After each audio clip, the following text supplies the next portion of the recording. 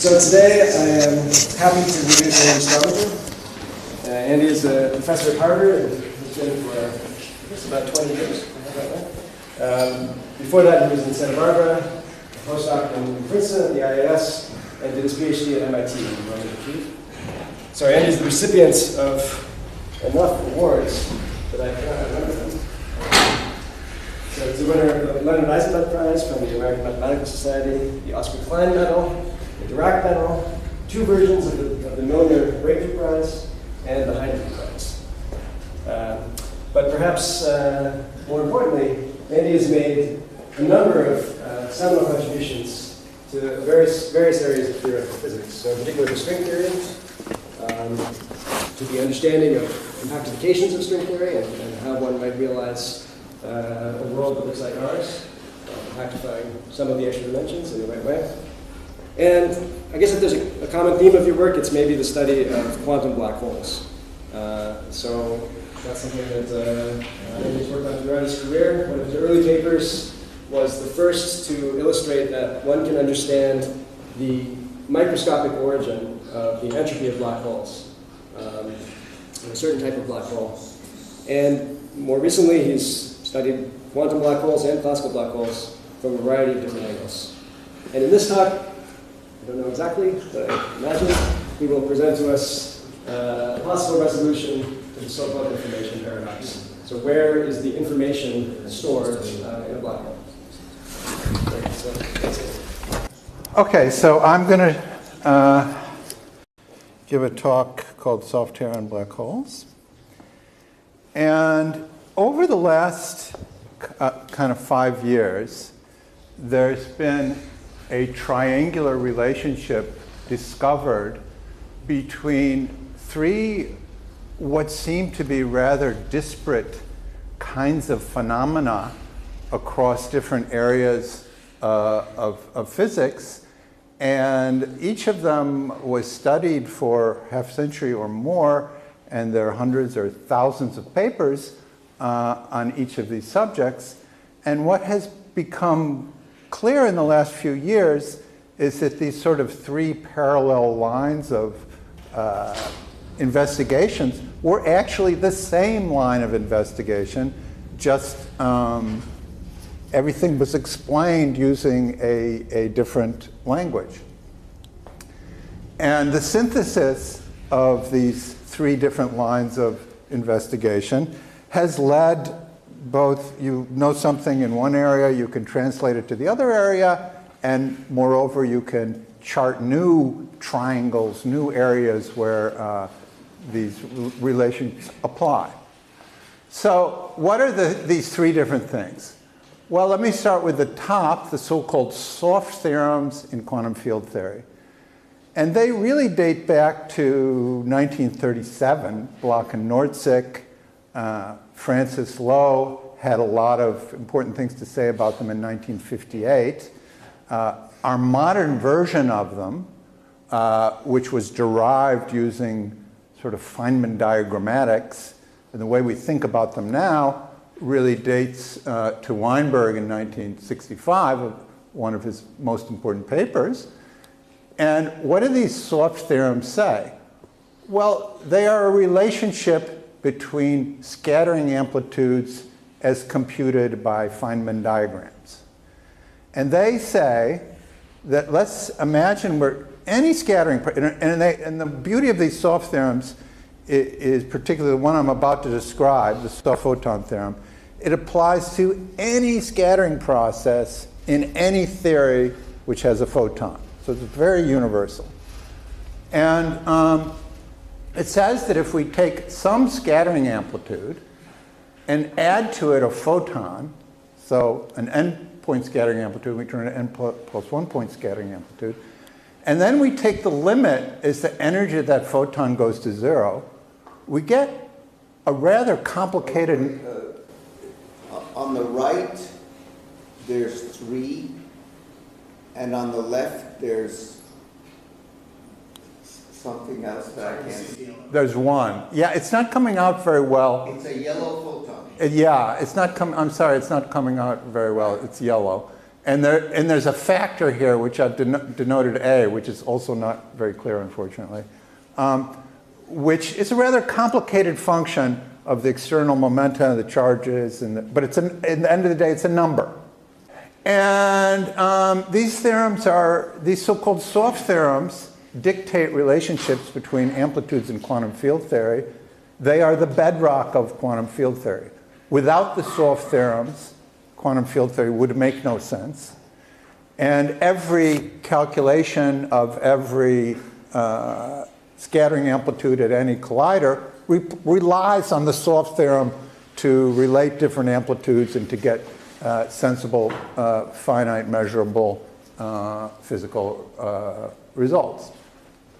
And the equality is as the photon. The quality is in the limit as the photon goes to zero, but on the right-hand side, interestingly enough, it depends on the direction from which you approach zero. It depends on the spatial momentum of the photon as you let it approach zero. That's the A? It's in A. It's one of the things that's in A. And such soft theorems exist in many, many forms. There's also a soft graviton theorem, which Weinberg proved in the same paper. Again, because they're so universal, he didn't have to solve anything about quantum gravity to derive it. There are subleading soft theorems, there are soft pion theorems, there are soft Fotino theorems, there are soft dipole theorems. There's all kinds of soft theorems. And for every one of these soft theorems, there's one of these triangles.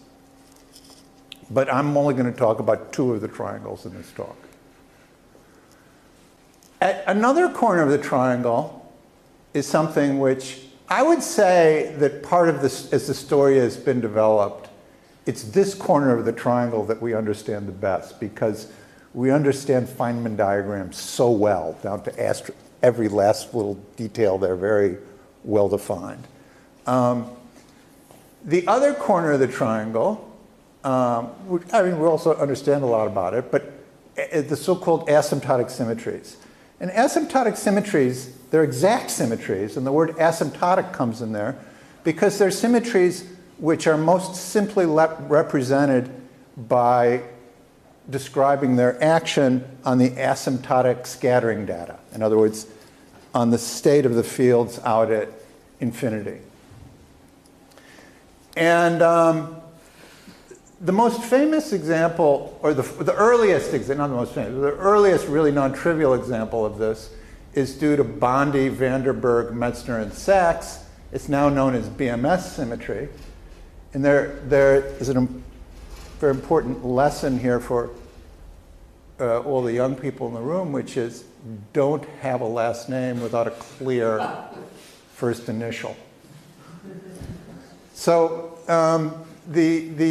what is the BMS symmetry? So BMS, this is back in 62. And in 1962, people didn't understand what a gravitational wave was. Many people didn't believe they existed. They were trying to define it. People didn't know what null infinity is. Null infinity is the region that light rays go to. All these concepts came out in the process of trying to understand. It's hard to put ourselves back into that mindset of what they were working from then.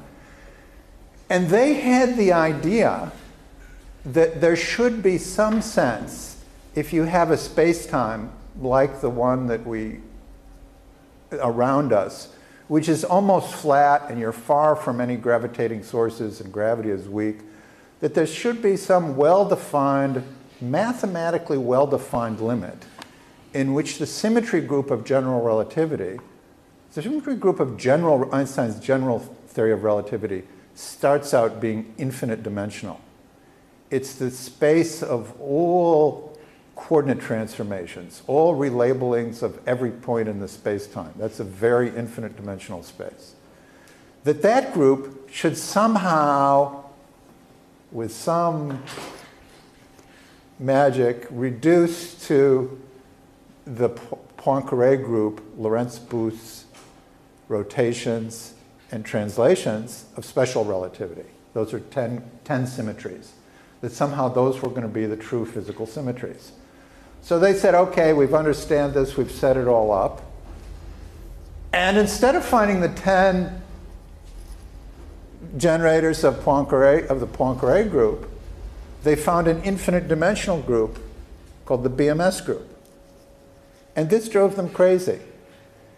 And there have been attempts for the last 50 years to get rid of this BMS group and knock it down to the special group of special relativity, which everybody knows should be the right answer. It's a testimony to their integrity that they never declared success on this program. Even though they didn't like this thing, they couldn't get rid of it. And there it is. They all agreed it was there, but they didn't know what to do with it. And I think what's happened in the last 5 years is we've understood why it's there, what it means, why it's important, and that it does tell us that special relativity, there is no limit in which special relativity reduces to general relativity. General relativity has degrees of freedom that don't disappear even at zero energy, that are not there from the outset in special relativity. When you say zero energy, that's something up there. Here, you use the word asymptotic. It's ultimately field or something. So Bondi, Mesner, and Sachs were 1962. In, I think it was something like 1955 that Arnowitz, Deser, and Misner defined what the energy was of a system that is a system in general relativity which is somehow at large distances flat. In general, there's no meaning of energy in general relativity, but you can give a notion, if you have a system which is flat near at large enough distances, you can define the energy momentum of the system.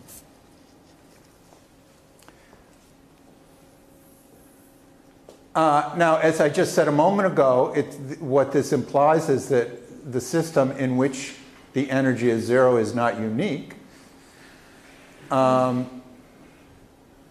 Measuring the different vacua, there's something called the gravitational memory effect. Yeah. So the third corner is the gravitational memory effect. The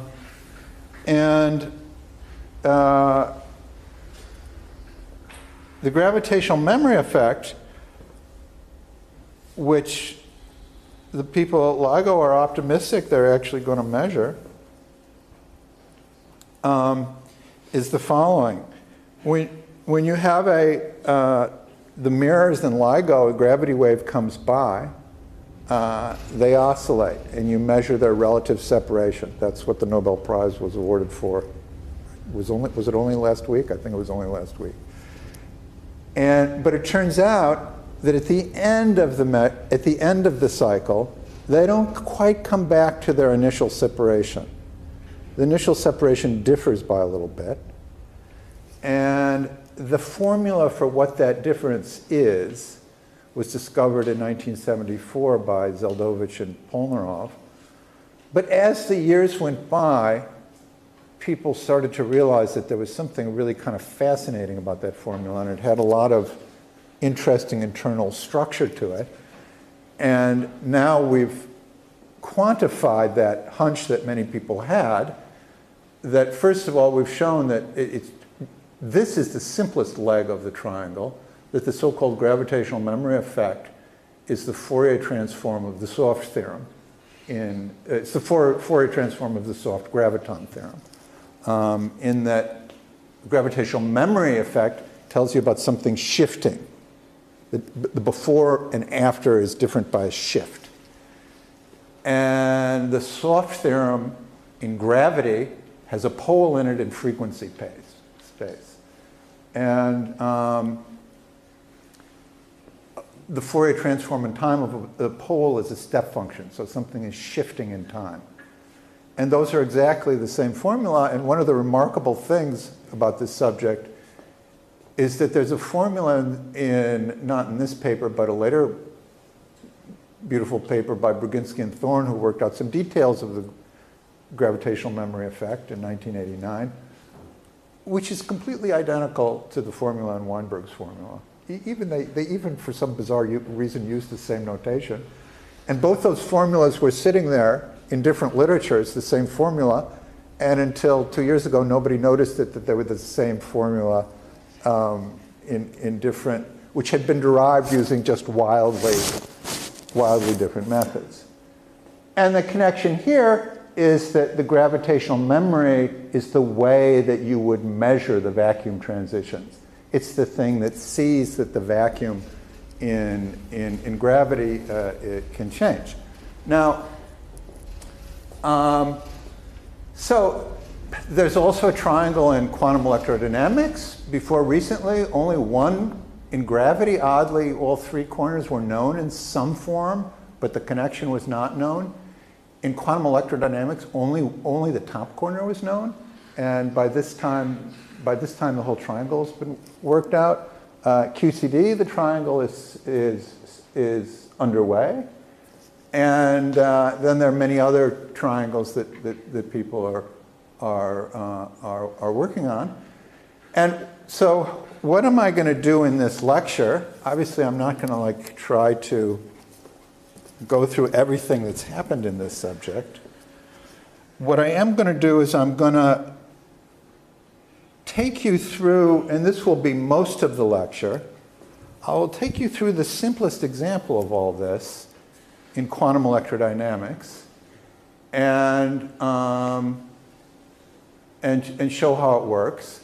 Then, now, I want to stress now, just so people are clear about this, quantum electrodynamics is the most been tested to 14 decimal places. It's the most precise agreement between theory and experiment in the history of human thought. I am not for a moment suggesting that there's anything wrong or in any calculation or that I've discovered some new physics in quantum electrodynamics. What I have done is found a nice way, what I believe is a nice way of thinking about it, that moreover both suggests new experiments and suggests generalizations to other systems that are not understood as well as quantum electrodynamics is. And so there are various kinds of applications of this structure, and one of them that we're working, one of several that we're working on now, but I had to focus on one in the talk, so the one in several that we're working on now is what it has to say about the implications for the black hole information paradox. Okay, so I'm going to start somewhere extremely simple. I'm going to start in the 19th century with classical electromagnetism, but I'm going to review some facts that Maxwell certainly knew, or must have known, certainly Leonard Wiechert knew. I myself didn't know them and got very confused about them only a few years ago.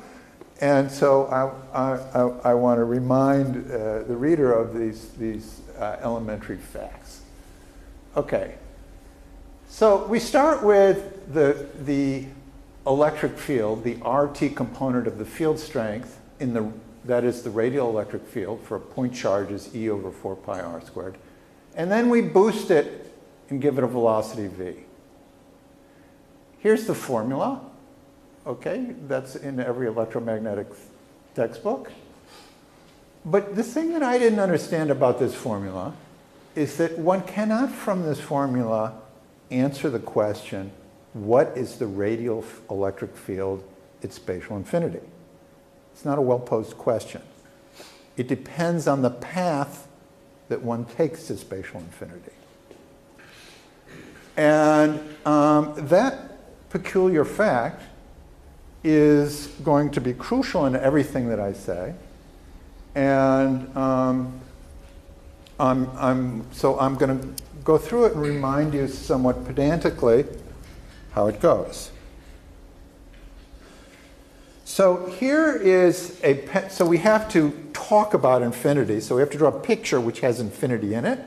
And the nice way to draw those pictures is to use the Penrose diagrams.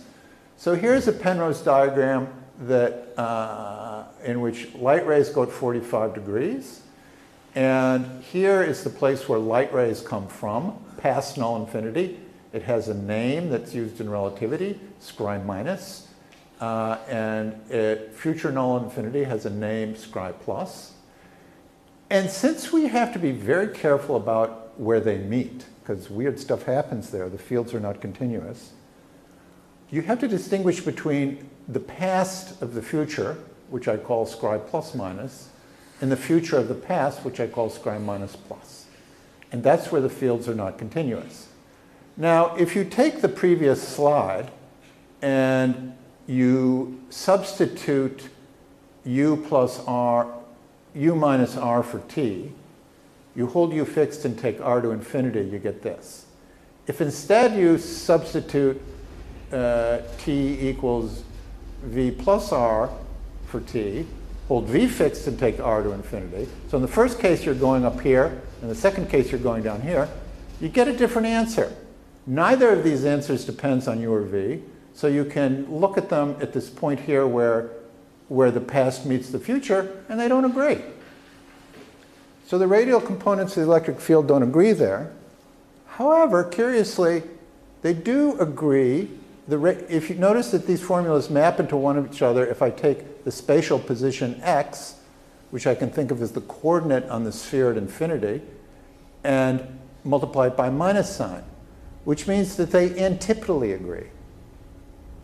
Okay? So this antipodal matching of radial electric fields, I've written here.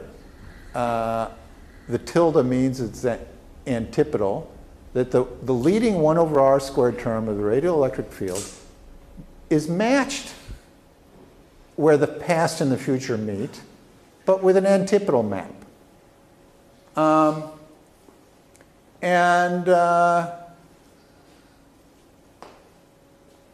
Okay, so that's going to be important. Now, I've only done one charge here, but it's not hard to see. It's linear theory. It's true for any number of charges. And it's not too hard to see it's true even when the charges are interacting. So this antipodal matching is a very general, it's really the only Lorentz invariant possibility. And it's a very general statement in just classical field theory.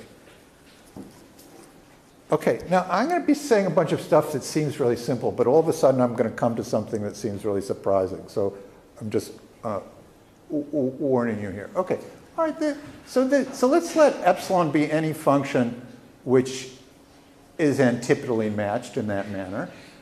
And therefore, I can, since the f's agree antipodally, I can take at the past of the future and define this charge by integrating the radial electric field with one function. And at the future of the past, I can integrate it against the antipodal map of that function, and I get two charges which are equal. Well, that still seems sort of trivial because I'm just describing the continuity properties near spatial infinity. But now I can use Gauss's law, and I can write the surface integral as volume integrals over surfaces whose boundaries are those spheres two spheres at infinity. So I can relate an integral over the future, over everything that comes out in the future, to an integral over everything that comes in the past. And if I choose this epsilon to be a constant, Gauss's law just tells me that this is telling me something which should look rather familiar, that sum of the incoming charges is equal to the sum of the outgoing charges. That's very familiar. But this statement is true whether or not epsilon was a constant. If epsilon is not a constant, I can still integrate by parts and write the surface integral as a volume integral, but I get extra terms. The electromagnetic field doesn't drop out of the thing. So on the incoming side, I have the incoming charges weighted by an arbitrary function of the angle. I could choose this so it was non-zero at only one of the incoming charges. But then I get another term, a strange duck, that is an integral linear in the electromagnetic field, contracted with the derivative of this function, epsilon, and I'm going to call that the soft photon for reasons which will become apparent in the next transparency, where soft in particle physics language means small or zero energy. Now, so these things are equal. So it's there's a classical conservation law here before we do any quantum mechanics, that there is some complicated combination of the you give me any function epsilon on the sphere, and there's some complicated combination of the incoming data, electromagnetic and charge data, that equals some combination of the outgoing data. So there are an infinite number of conservation laws in classical electrodynamics, not just global conservation of total charge. There are an infinite number of conservation laws. So what are the quantum version of this? Well, in the quantum theory, I have quantum states, and I have an S matrix, and the S matrix maps incoming states to outgoing states. And the quantum version of these laws is I take that expression for these classical quantities, I promote them to quantum operators, and they commute with the S matrix. That's the quantum version of the conservation statement.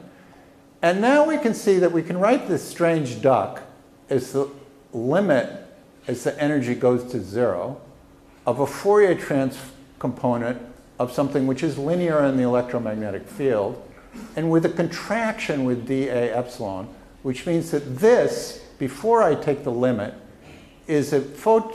creates and annihilates photons of energy omega with polarization the gradient of epsilon. But I'm taking omega to zero, so this is creating and annihilating a strictly zero energy photon. And so there's a bizarre conservation law which says that if you add a zero energy photon in this, following this prescription, to any amplitude, you get the same amplitude times this weird number. Now, it can't be that after nearly 100 years, we've discovered some new relationship between scattering amplitudes and quantum electrodynamics.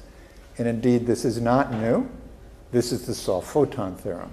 Remember, in the beginning, we said the soft photon theorem involved amplitudes with and without extra zero energy stuff. And we could reverse this logic. We could say the soft photon theorem is primary, and we could derive from that that there were operators Q epsilon that commute with the S matrix and therefore are symmetries. So these are the same statement. Whenever there's a conservation law, there should be a symmetry. And in this case, we can figure out what the associated symmetry is simply by taking this Q, it's an operator now, we've promoted it to an operator, and commuting it with the electromagnetic field. And what we find is we get a gauge transformation, but it's not an ordinary gauge transformation. Ordinary gauge transformations usually have to die off as you go to infinity, or maybe go to a constant infinity if you're thinking about global charge. But these are things which go to angle-dependent non-zero values at future null infinity and go to their antipodal maps at past null infinity. So this charge is generating a certain kind of gauge transformation which falls off much more slowly than one usually has at infinity.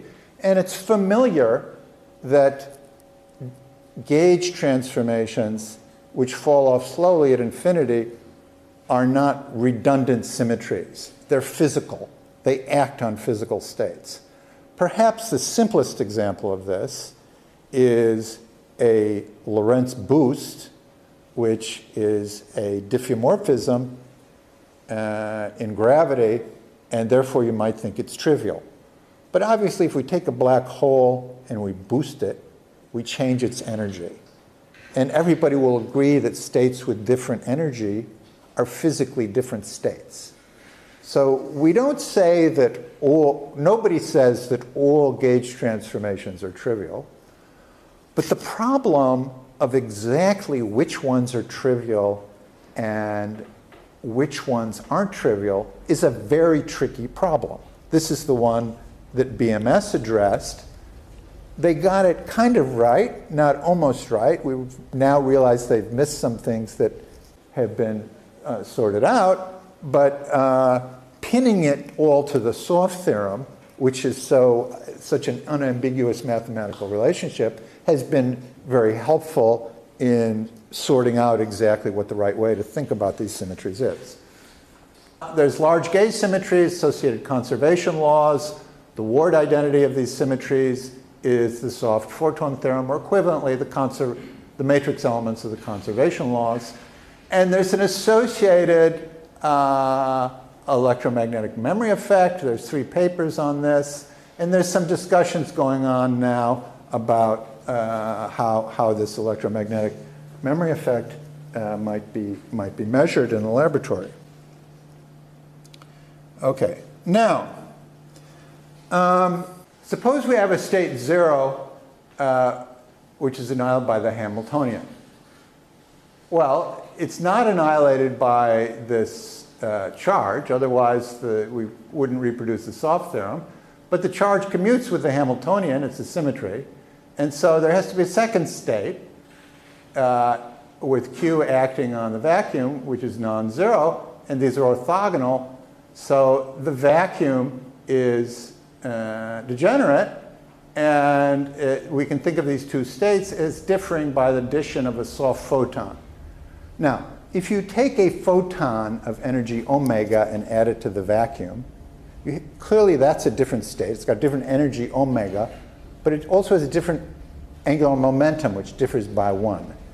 And as you take the photon energy to 0, it becomes energetically degenerate, so it's still a vacuum, but it's got different angular momentum. It can't be the same state.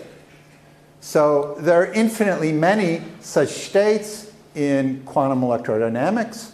We can say that you can think of these as living near the boundary, because if you're not careful about boundary effects, you won't see these things. So they're kind of a soft hair or distinguishing characteristic that lives on the boundary of the vacuum.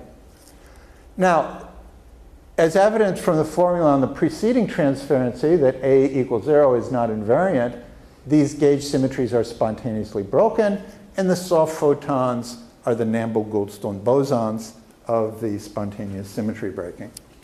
Ditto for gravity. In fact, gravity was understood first. We're talking about soft stuff.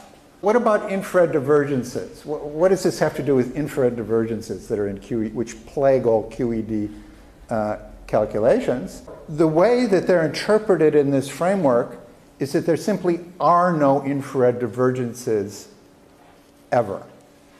So for example, where do infrared divergences come? Suppose you do Baba scattering, E plus, E minus, D plus, E minus, with no photons, in or out.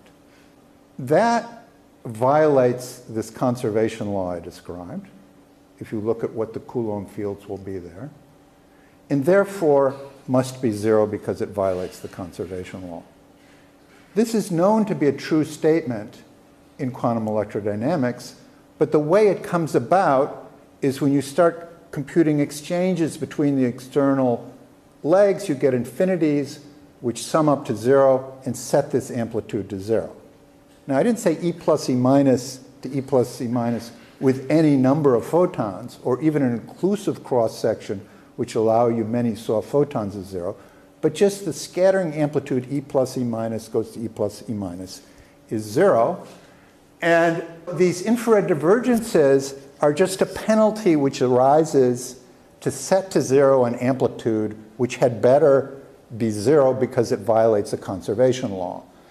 And it appears that whenever you try to compute an amplitude which does not violate the conservation laws, you get something which is infrared safe and finite. And this was kind of known, though said in a very different way, by Fadeev and Kulish and also Chung and Kibble a long time ago. And there's been a lot of interesting papers on this, including by people here at NYU. So this story of infrared divergences in QED is being revisited. Now, what about gravity? Everything works the same way in gravity. In fact, the gravity was worked out and then translated to QED. You have a Newtonian potential, which obeys this antipodal matching. You can integrate it and get a set of charges, which are called supertranslation charges. The conservation law of these charges, or the matrix element of this conservation law, is Weinberg's 1965 soft graviton theorem. And the associated symmetry is the supertranslational symmetry that BMS discovered in 1962 and desperately tried to get rid of. And moreover, this vacuum degeneracy is what is being proposed to be measured by the so-called gravitational memory effect. So let me now give a review of the black hole information paradox. So you make a black hole. If you're at a university, it's convenient to use graduate students and PhD theses. And particularly because they tend to contain a lot of information. And the standard story is there was a theorem, what exactly was the theorem? There was a theorem that if you make a black hole within a very small passage of time, of the order of the light crossing time of the black hole, no matter how you make it, it settles down to an object which is equivalent to the Kerr black hole up to diffeomorphisms. And I'm saying up to diffeomorphisms, I'm pointing ahead a little bit. They didn't say up to diffeomorphisms that should be regarded as trivial, because they didn't understand at that time that some diffeomorphisms, in fact, possibly infinitely many, are non-trivial. So it settles down to a black hole, which they're all the same up to diffeomorphisms. Then they say there's no hair, they're all the same. Then there's this Hawking evaporation process, which turns on much later, a time later that goes to infinity as h bar goes to 0. And Hawking quanta sort of boil off the black hole. And there's a cartoon which I think is not too inaccurate, in which you view this evaporation process as pair creation, sort of a Schwinger-type pair creation of a negative and a positive energy particle. And a particle near a black hole can have negative energy because there's a deep potential well there. The negative energy particle goes into the black hole, thereby making it smaller, and the positive energy goes out to infinity, and Hawking showed it has a thermal spectrum with a characteristic temperature of the black hole. Now, since this seems to happen outside the black hole, it knows nothing about what made it into what went into the black hole. And so the argument goes, there's nothing in this radiation. At the end of the day, the black hole somehow or another disappears, and there's a unique vacuum up here. There's no place to store information up here. And so there's no way that the information could stop, and so there's no way that you can get information out of a black hole. Now, this was a breathtakingly simple argument. There have been decades of vigorous attacks on every single piece of this. Every single word in every sentence that I've uttered has been attacked in 50 papers. I think it's largely stood the test of time in the sense that there isn't a clear sense of what could be wrong with this argument. And a lot of the work, by the way, has gone to saying that some of the assumptions that went into this argument are wrong. Physics isn't local. If physics is non-local, you can have information be in here and be out here at the same time. Or we don't have the equivalence principle. The horizon isn't a smooth surface. All kinds of things have been considered. Now, if this happens, it's an unprecedented disaster because it means we don't have laws of physics. We just can't say what comes out. We don't have a rule for comes out. Some people thought, Hawking originally thought maybe there's some kind of probabilistic rule that isn't a deterministic rule.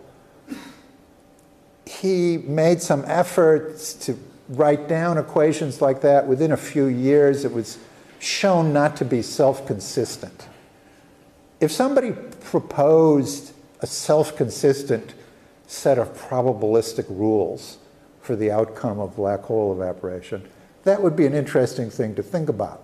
There was some number of years of work along those lines. Nothing ever came about it. It didn't look very promising. And for that reason, most people think, for some reason or another, that among other reasons, people think for some reason or another that the information's come out. Now, our work... So the paradox Yeah. is... You've lost determinism. The final state... That the radiation, which is what comes out, Yeah. has no understandable relation to the PhD theses that went in. Is that? No understandable either to the PhD theses that went in or their partners, which the pair created partners which went in and were lost, didn't come back out. They just disappeared.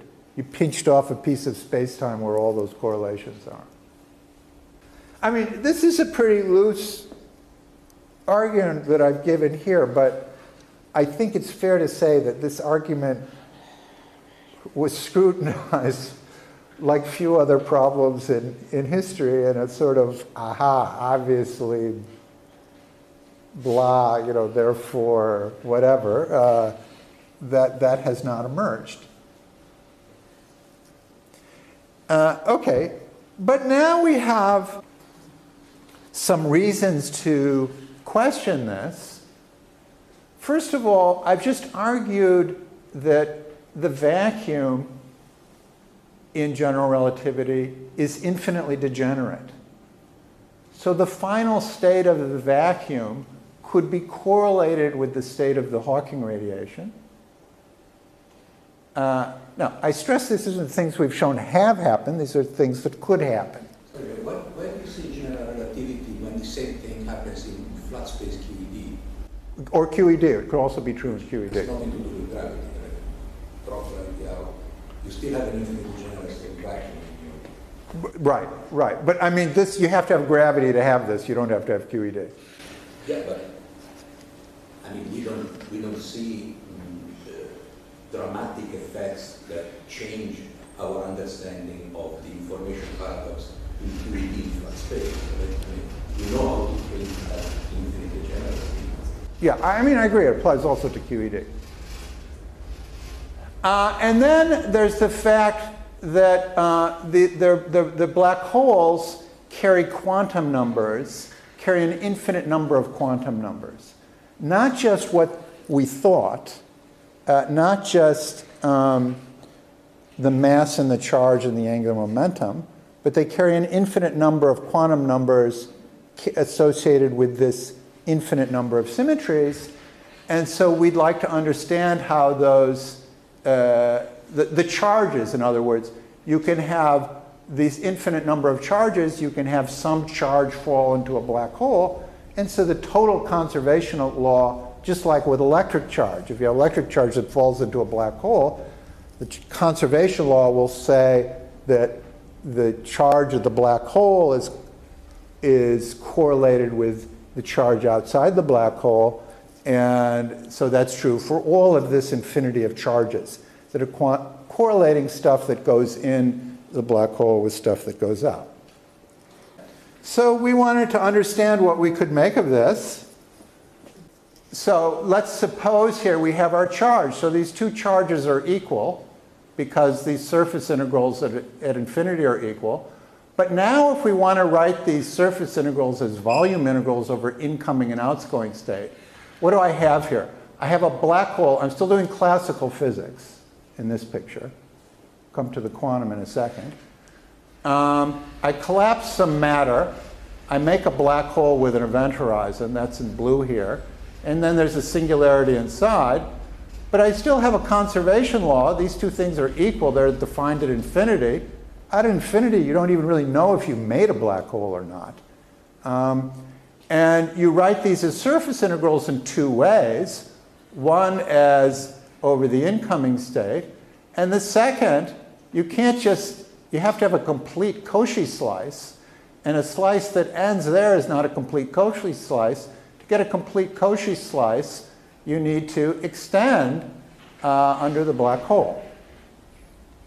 So we'll see that, so you see that the incoming, here I'm talking about the super translation charge, one of this infinity of charges, must equal, no incoming black hole, the incoming charge must equal the outgoing charge, the sum of the stuff that goes out to infinity plus whatever went into the black hole. So this correlates the charges of the black hole with the charges of everything else. Now, what's a super translated? I talked about super translated charges. This is getting a little more technical than I will have time to cover. But there's another kind of large diffeomorphisms which are likely very important, but we don't fully understand. That's why I'm not going to say much about them. It's sort of one of the most active parts of this subject is discovering these super rotations, which are a much richer group than the super translations. They generalize angular momentum in the same way that super translations generalize ordinary translations. And what you find, you could have a black hole, and these blue lines here are the null lines that generate or comprise the horizon. We could put parameters, little clocks on these null lines. We send in a shock wave, thing settles back down to a black hole, but it's different because they're no longer synchronized. The clocks are no longer synchronized. So this is a subtle kind of a black hole that differs by just a diffeomorphism. And you can see that these black holes which differ by a diffeomorphism, for example, carry angular momentum.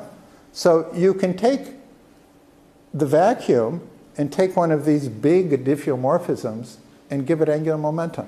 That doesn't violate anything. And this used to be called the problem of angular momentum in general relativity for the last 50 years, how it was that the vacuum could have angular momentum. But now we realize that it's just a feature of real vacuum in the real world, that they can have non-zero angular momentum, yet still have zero energy. Similarly, a Schwarzschild black hole can have some non-zero angular momentum, and there's the formula. We know that in principle, an analysis of the soft structure, that is, the diffeomorphisms which act non-trivially on or near the horizon of the black hole, in principle it's possible for that to completely account for the quantum structure of a black hole, because it does so in some string theory examples. This is something that Vafa and I showed like 20 years ago with the Virasoro algebra. Every state of the black hole is a unique element of the soft group. But that used a lot of ideas of string theory, and the goal here is to understand quantum black holes without any microphysical assumptions. We don't want to assume anything about string theory. We're free to draw inspiration from it, but, and we haven't shown that it works in the way that it does in string theory, but the newly uncovered richness of the soft structure and the power of this kind of analysis it gives us a new inroad into this problem, and we're following it as hard as we can, and we're seeing where it goes. So some comments. Just to say, we have not solved the information problem. Soft gravitons and photons are ubiquitous. They carry a lot of information with little cost of energy. I think they must be accounted for simply to find, let alone solve, the black hole information paradox. But whether or not this soft structure considerations can solve the paradox, the jury is still out. What would we need to do? Well, we'd need to account for all the information content of a black hole, the so-called Bekenstein-Hawking entropy. And we need to give some explanation of how the information gets in and out, which is much more than we've done so far. And recently, I argued, kind of along these lines, though not exactly the same thing, that in principle, the soft structure can play a fundamental role in supplying the missing information. A black hole evaporates at some temperature. As I said, the stuff that it emits is hard. The Hawking formula doesn't have much stuff at zero energy. It vanishes like a power of the energy. Now, Hawking argued in 1975 that an incoming state, pure state, evolves into a mixed state where these are typical states in some thermal ensemble. And he gave what I would say could be counted as an algorithm for computing exactly what these rho alphas are to leading order in semi-classical perturbation theory. You get a pretty explicit formula there. Page didn't like that. Page was one of the first people to revolt at the idea that information was lost. It's my third to last transparency. He said, you know, I'm going to conjecture. He didn't give a dynamical mechanism of how it happened. But I have a conjecture that it goes to the form C alpha, some typical state in the ensemble, but some particular pure state. But he didn't give an algorithm for computing what C was. And the quantum purity is restored because the early time quanta are correlated with the late time quanta. So it looked like thermal emission to start, but there would be quantum correlation. So I'm putting forth an alternate or related conjecture, maybe a modification of other conjectures, but whatever. First of all, this is impossible because it violates the conservation law. For the same reason you can't have E plus E minus goes to E plus E minus with no photons. You can't just have hard stuff without any soft stuff. You've got to have some soft stuff. So let's work in an eigenbasis where we just dress the hard states with soft states. And moreover, let's conjecture that S alpha beta, the soft states, are orthogonal. Then the trace of this pure out state is the hard state, the mixed state that Hawking had. And so the claim would be, or the conjecture would be, that exclusive detectors which measure only hard quanta will give exactly the Hawking result. There's no correlation between early and late hard quanta, that purity is restored by hard-soft rather than early-late, hard-late correlations. Now, could this conjecture about the orthogonality of the soft states be true? Let me not go through this. I gave some evidence in weak special cases. Some more general analysis was done by these people. They had just a new paper yesterday, which I haven't yet read, but that conjecture is within the realm of possibility. And again, I want to say this is not a solution for solving the information paradox. just a proposal for what it might look like when it's solved, how the information comes out. So, in conclusion, much of the recent work in quantum gravity, and particularly the stuff I've been involved in, is about trying to understand what happens at shorter and shorter distances in the deep UV, string theory and so on. What is beyond the standard model and what the deep... But it seems that there's a whole lot going on, a very beautiful story, which we bypassed, about the deep IR, where we already know the laws of physics, but we haven't fully untangled what they mean. And this seems to have applications to a lot of problems, including black hole information and a variety of other problems in quantum gravity and quantum field theory. And so, thank you very much.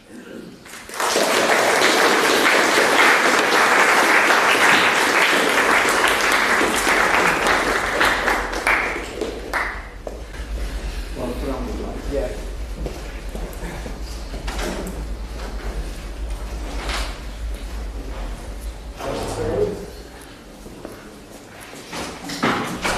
If I understood correctly, you said that the information that fed into a black hole is represented or stored with the soft photons or soft gravitons.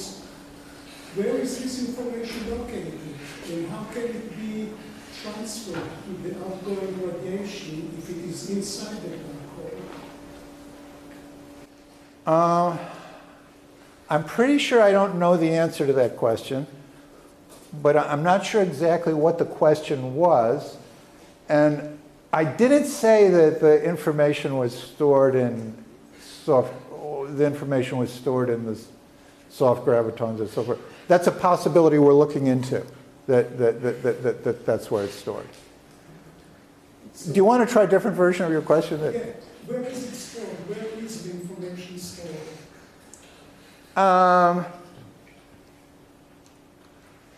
Well, I mean, I did in the final statement. So in the midst of the dynamics, when there's still a black hole present, what part of it is soft, what part of it is hard, how you localize degrees of freedom on the slice, that is a question one would like to think about. It's an interesting question, but not something that we've said anything concrete about. The conjecture I made, not assertion, is that in the final output, that what you get, that the hard stuff is completely thermalized, as Hawking predicted, and the purity is restored by the correlations with the soft stuff. And I like the idea, we don't really see what's wrong with Hawking's calculation. And I like the idea that Hawking's calculation was no more wrong than Baba's, right? Baba's had to be corrected by soft stuff. Otherwise, it's zero. E plus E minus goes to E plus E minus with one, without any soft photons. So we need to correct that, and it's wrong in a very minimalistic way, that it needs to be corrected for soft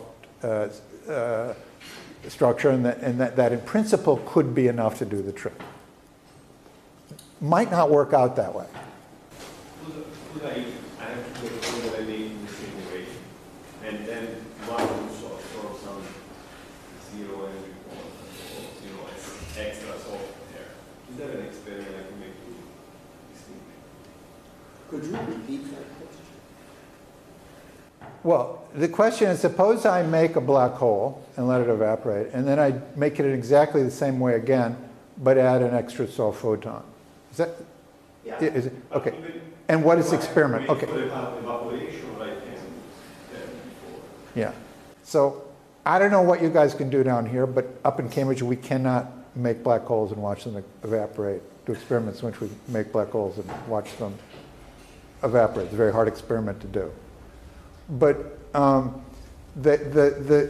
in principle, Gedanken experiments, you ask a very interesting question, and indeed it's something we're thinking about. And it's something that I guess 't Hooft was thinking about, though I couldn't understand the paper. But Polchinski reviewed a Tufts paper and said that's what he said, that it's interesting to ask the question, suppose you know the black hole S matrix, or suppose you know one scattering amplitude for a process in which a black hole is formed and made and evaporated, and now you add one more particle to that. What is the new scattering amplitude? And I think there might be some interesting things to say about that. If you like, the infinitesimal S matrix. I have a question, actually. Yeah. So suppose I take your graduate students and PhD pieces, and instead of forming a black hole out of them, I light them on fire. Maybe we can leave out the graduate students. But I light on fire the PhD pieces. And I think everyone would agree. I can describe this process by QED or QED plus the standard model, but no gravity. And I think everyone would agree that the radiation that's emitted by this fire is related by a unitary transformation to the initial state. No information is lost. There's some subtle correlations in the thermal radiation that's emitted, so not exactly thermal.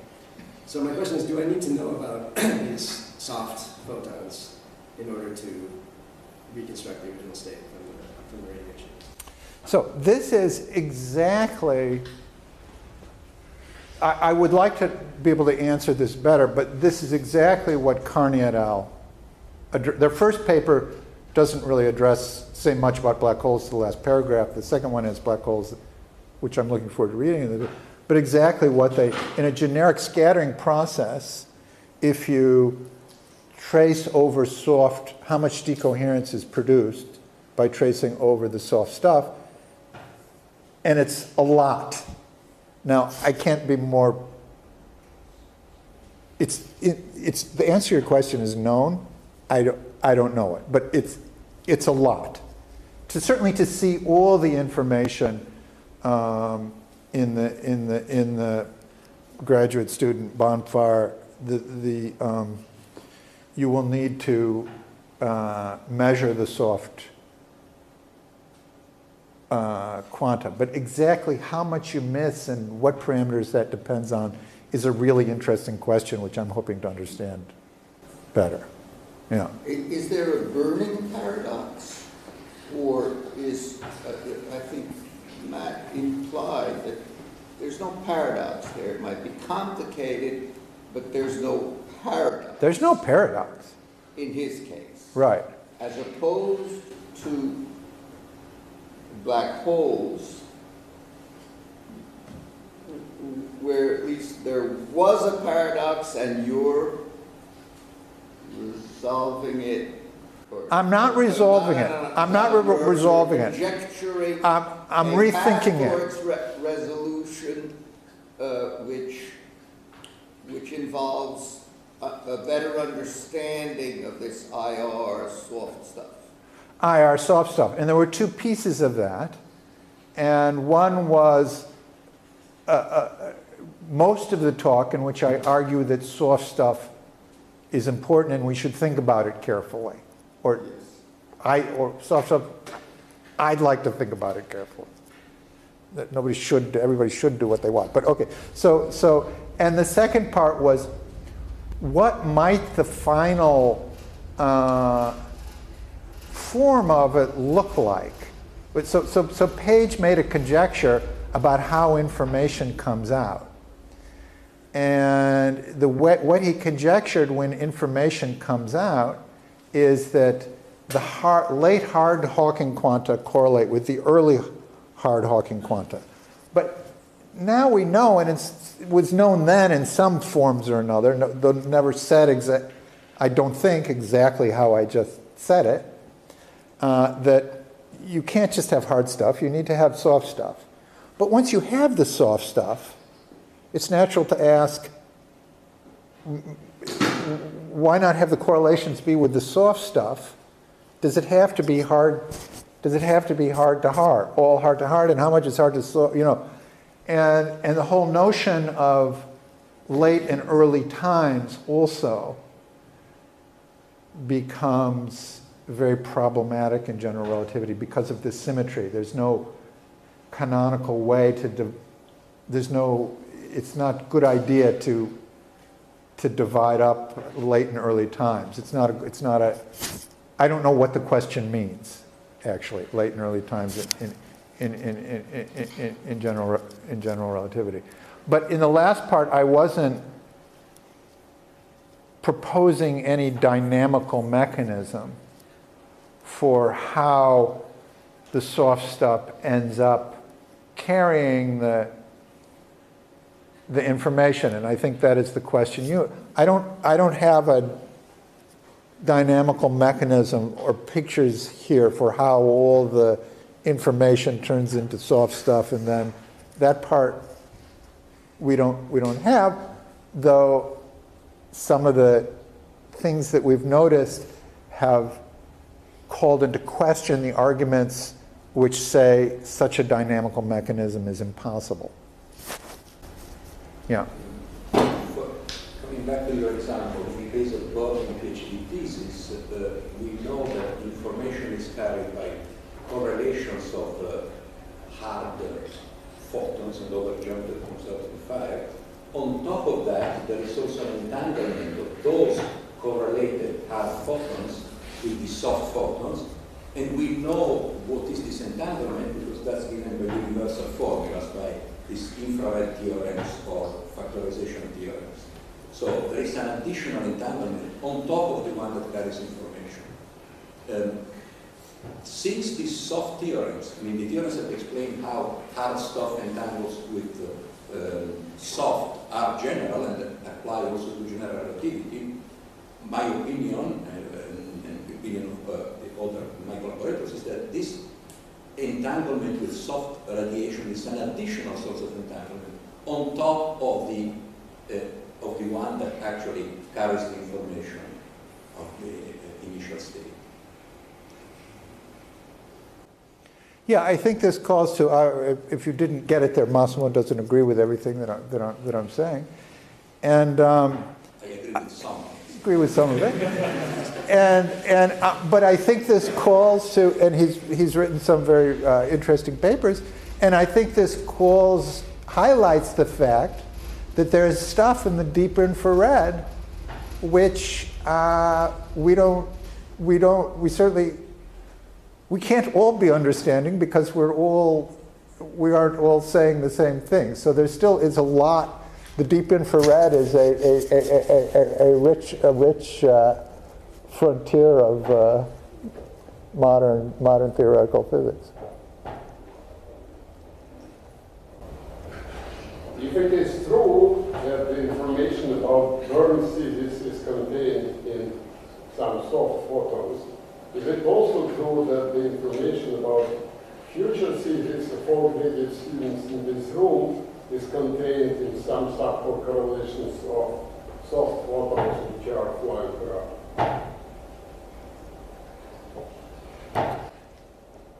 I mean, Can you repeat the question? yeah. Could you repeat the question? Yeah.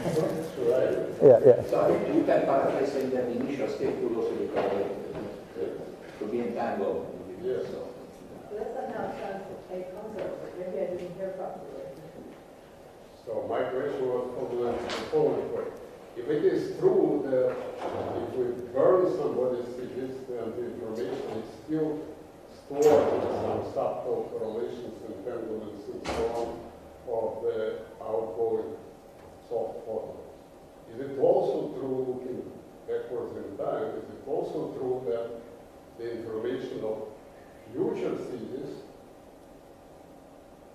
is also already contained in the photon field, which is... Determinism.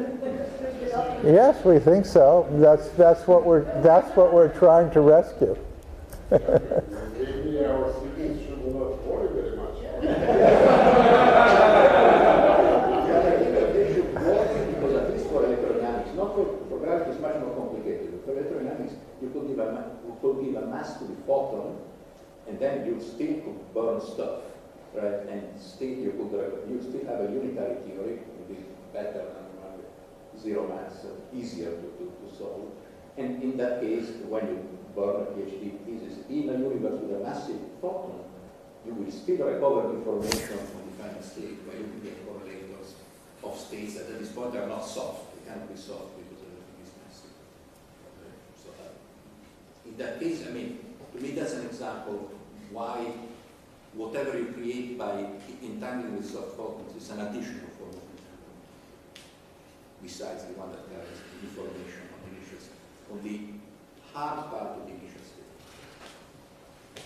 So I think in view of the time, we should